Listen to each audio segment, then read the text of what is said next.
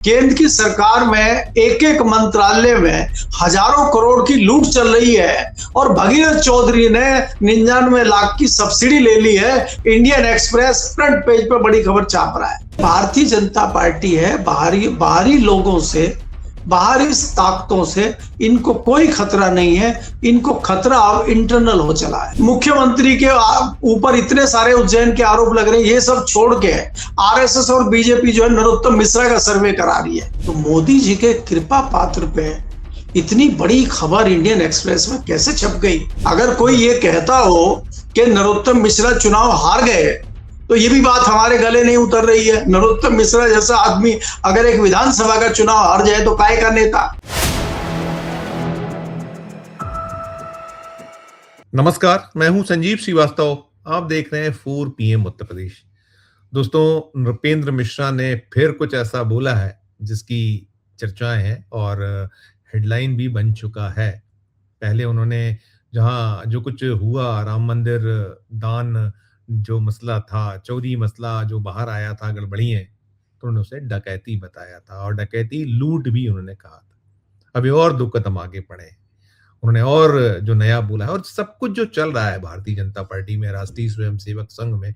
आप अभी इस वक्त कुछ उपचुनाव भी चल रहा है, उपचुनाव से जुड़ी तस्वीरें भी आपके सामने निकल कर आई हुई हैं कि क्या कुछ मध्य प्रदेश में एक घटनाक्रम हुआ, उसके बाद किस तरह का बवाल हुआ है।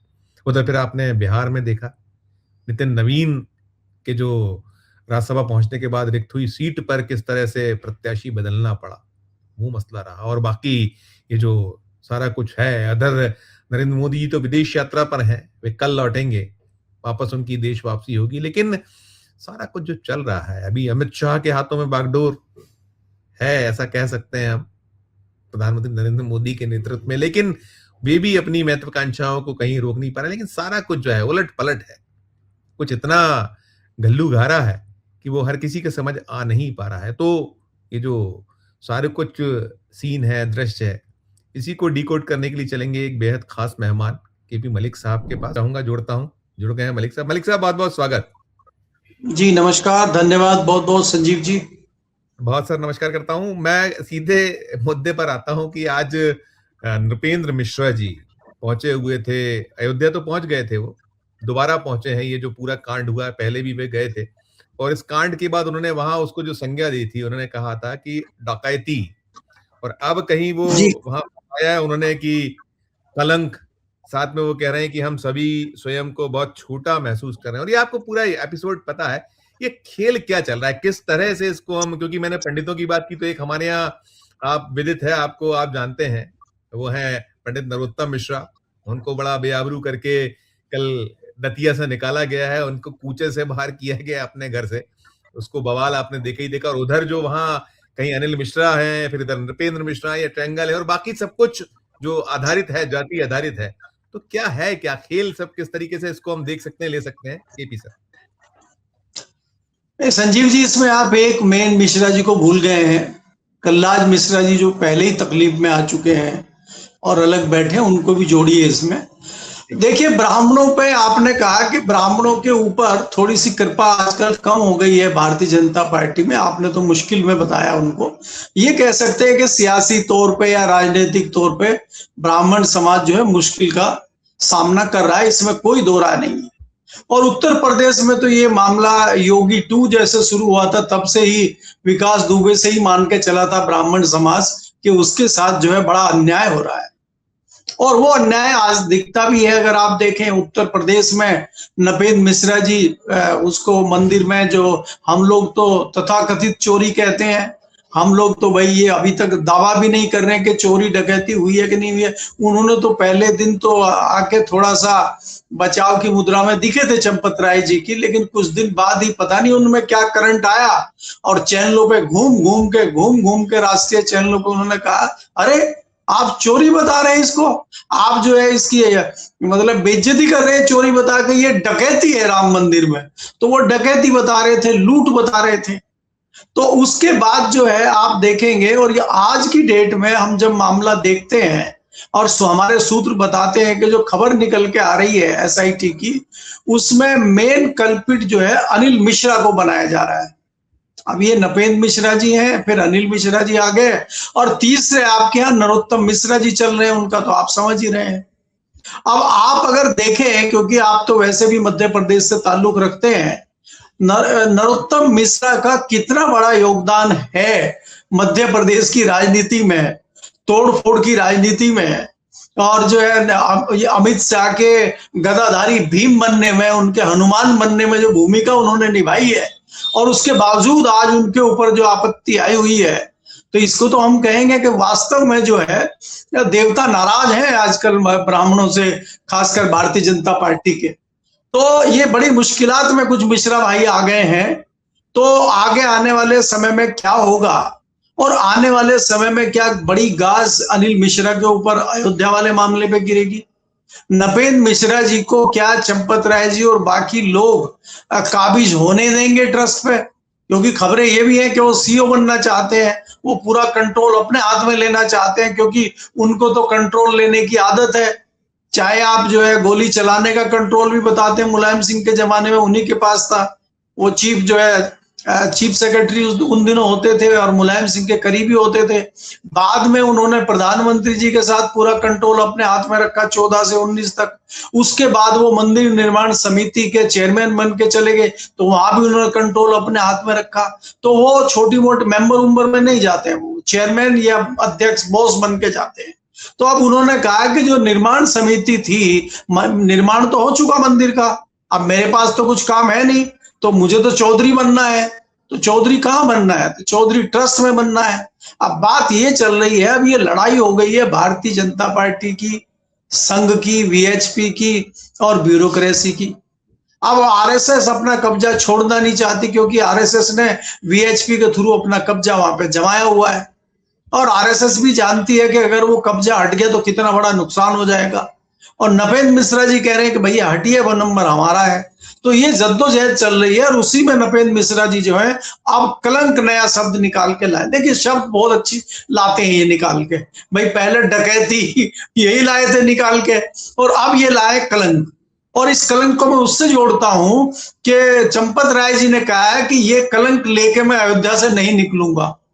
तो इसलिए ने कहा नहीं भाई, ये कलंक है आपके ऊपर और ये धुलेगा नहीं, आपको इसको लेके ही निकलना पड़ेगा। तो ये लड़ाई कहीं ना कहीं, संजीव जी, अगर हम संजीदा तौर पर बात करें, ये लड़ाई कहीं ना कहीं अब इंटरनल हो चली है। अगर आप व्याख्या करें मध्य प्रदेश वाले मामले की और नरोत्तम मिश्रा की, और जिस प्रकार से आज ऊधम चल रहा है, वहां पे जो है बाजार में जाम लग रहे हैं, सड़कें जाम की जा रही हैं, अव्यवस्था फैलाई जा रही है। आप एक मिनट के लिए कल्पना कीजिए कि यही चीज अगर जीतू पटवारी ने की होती, उसने तो साइकिल यात्रा की बात की थी, एक दिन पहले लपेट दिया उसको और उसके भाई को। तो आज भारतीय जनता पार्टी के लोग ही मोर्चे पे आ गए हैं। और क्या निश्चित तौर पे ये कहा जा सकता है कि भारतीय जनता पार्टी के या अमित शाह के और मोदी के ताबूत में कील ठोकने का काम अंदर से ही होगा, और ये मिश्रा बंधु ही करेंगे या पंडित लोभी ही करेगी? ऐसा कह सकते हैं क्या? इस पे थोड़ा विचार करने की आवश्यकता है, मुझे ऐसा लगता है। क्योंकि देखिए, अब मैं आपको ये निश्चित तौर पे कह सकता हूं कि जो भी होगा अब होगा अंदर से ही। बाहर वालों की हिम्मत नहीं है, और कोई बाहर का सियासी दल कुछ भारतीय जनता पार्टी का बिगाड़ पाएगा, उखाड़ पाएगा, मैं इत्तेफाक नहीं रखता। लेकिन मैं ये गारंटी जरूर दे सकता हूं कि भारतीय जनता पार्टी के काफिले में आग अंदर से ही लगेगी, और वो यूपी के चुनाव तक आपको दिखना शुरू हो जाएगा। क्योंकि अभी एक युद्ध और होगा ना, जो युद्ध धीरे धीरे चल रहा है दिल्ली, लखनऊ और गोरखपुर के बीच, और उसमें बीच बीच में नागपुर से पेट्रोल आता है, तो वो भी तो अभी होने वाला है यूपी में, उसको भी तो हम देखेंगे। तो उसमें जब ये युद्ध चलेगा, तो क्या उस युद्ध में फायदा और नुकसान अड़ोसी पड़ोसी का होगा क्या? इसको थोड़ा उस तरीके से अगर जोड़ें कि भाई अमेरिका, इजराइल और इराक का युद्ध चल रहा है, लेकिन प्रभावित तो कहीं ना कहीं भारत भी हो रहा है। तो जब वहां पे घमासान चलेगा उत्तर प्रदेश में, ईरान ईरान, हाँ, ईरान, इजराइल और अमेरिका का युद्ध चल रहा है, तो इससे प्रभावित भारत भी हो रहा है। तो जब ये गोरखपुर, दिल्ली, लखनऊ की लड़ाई चलेगी, तो इससे प्रभावित इटावा वगैरह और ये बाकी भी होंगे क्या? मेरठ, मुजफ्फरनगर, हमारे ये लोग राजभर वाले, मथुरा, तो ये भी तो प्रभावित होंगे। तो क्या कहीं क्या होगा, ये भी देखने वाली बात चुनाव में होगी।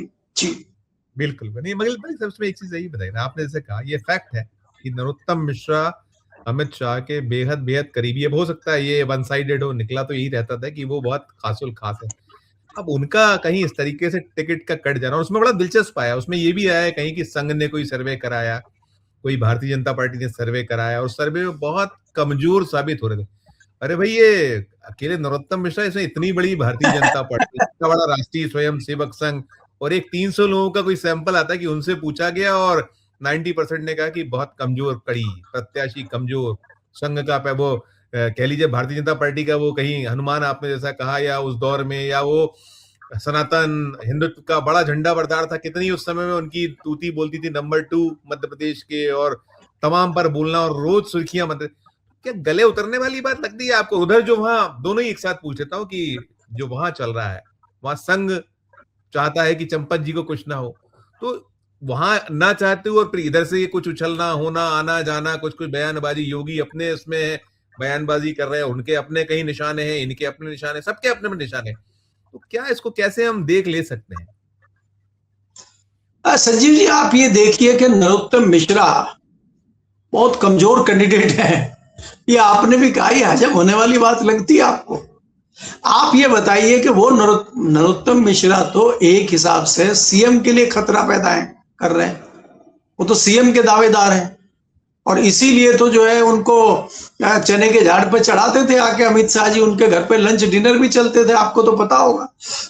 बैठ के भी वही होती थी, और अमित शाह जी ने आशीर्वाद भी उनको दिया था और कहा था क्रांतिकारी आप ही होंगे।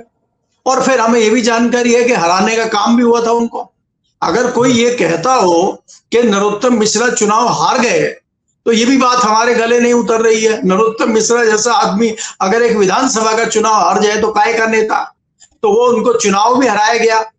जैसे मैंने शायद आपके चैनल पे भी कल कहा था कि अगर आने वाले विधानसभा चुनाव में बाबा हार जाए, हमारे योगी जी हार जाए, तो कोई आश्चर्यजनक बात यहां नहीं होगी। ये भारतीय जनता पार्टी है, यहां कुछ भी हो सकता है।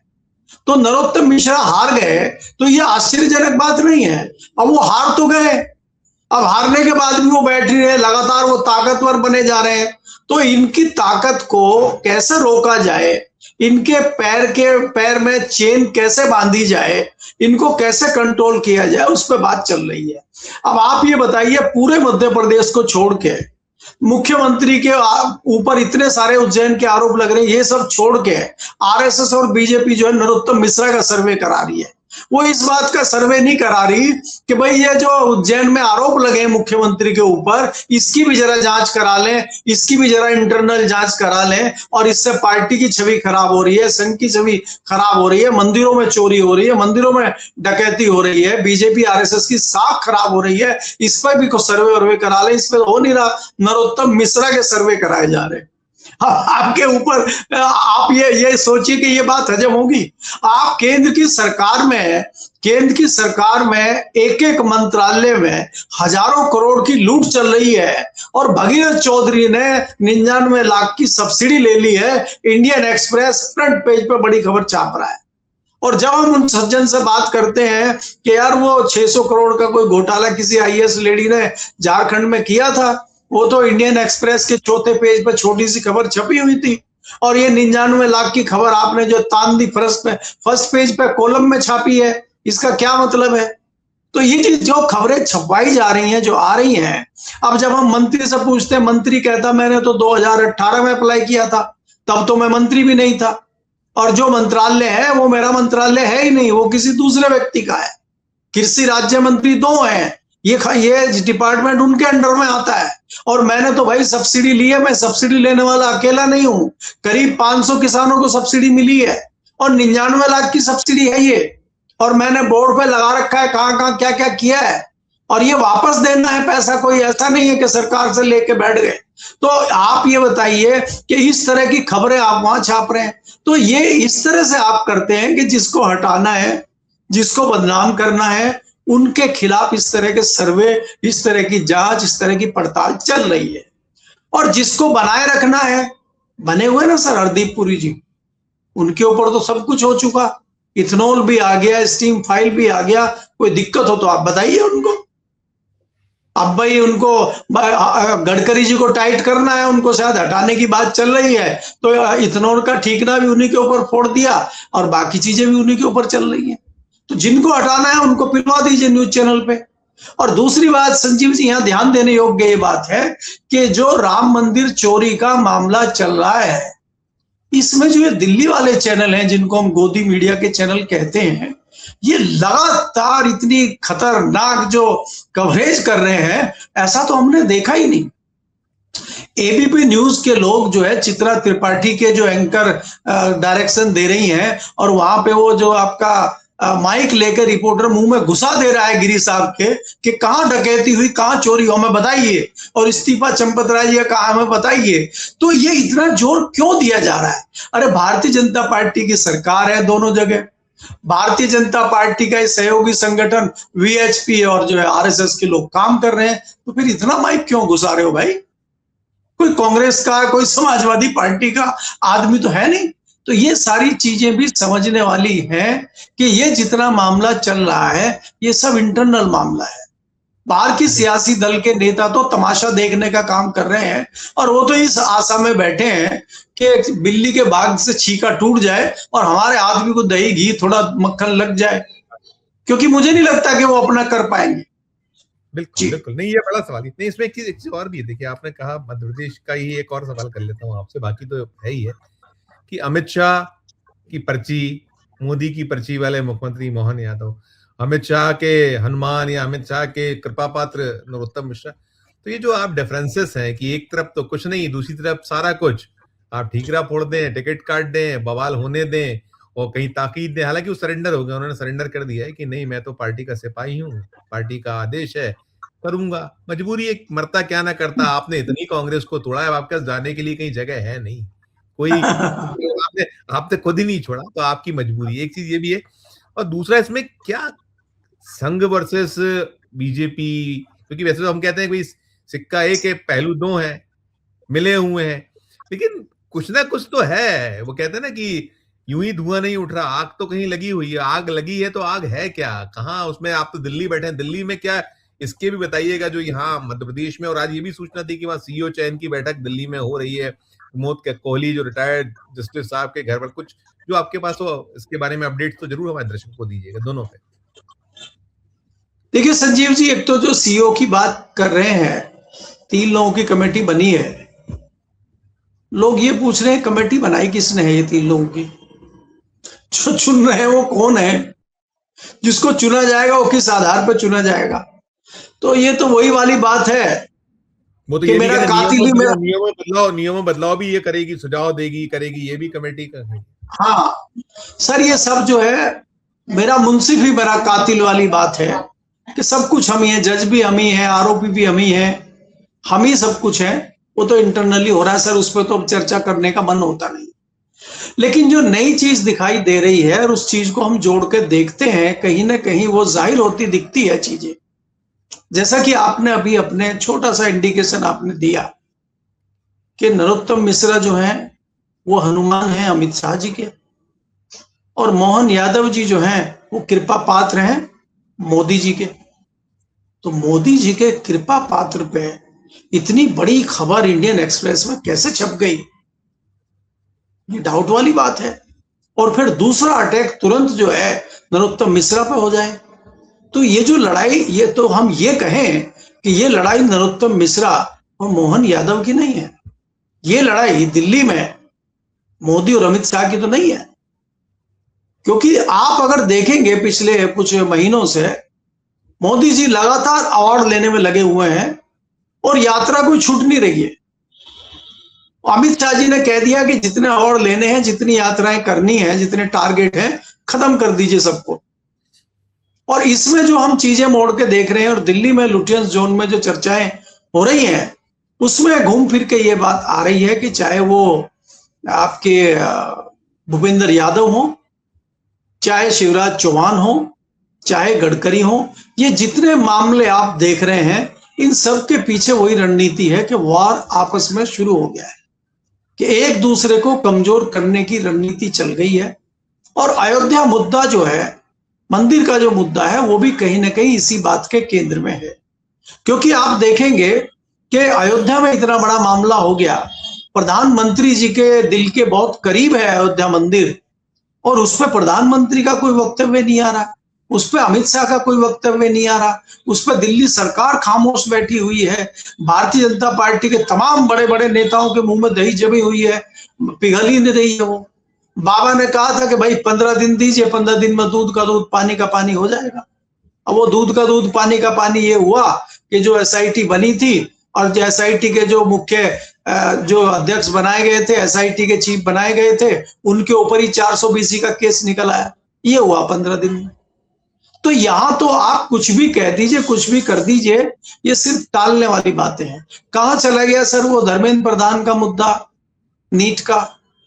तो ये भारतीय जनता पार्टी है, बाहरी लोगों से, बाहरी ताकतों से इनको कोई खतरा नहीं है। इनको खतरा अब इंटरनल हो चला है, और ये लड़ाई बहुत भयंकर लड़ाई है जिसकी चर्चाएं दिल्ली में चल रही हैं।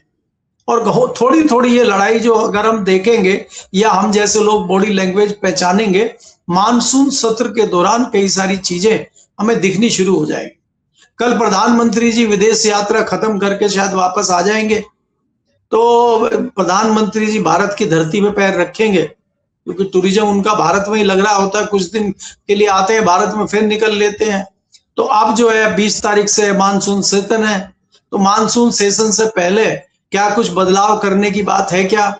अगर ये होगा कि जैसे लगातार खबरें चल रही हैं कि मंत्रिमंडल में रिसफल होना है, तो रिसफल में किसके आदमी बनते हैं? अगर अमित शाह के करीबी लोग बनते हैं तो हम समझ लेंगे कि पावरफुल अमित शाह है, और मोदी जी के बनते हैं तो पता चल जाएगा कि मोदी जी की ताकत बरकरार है।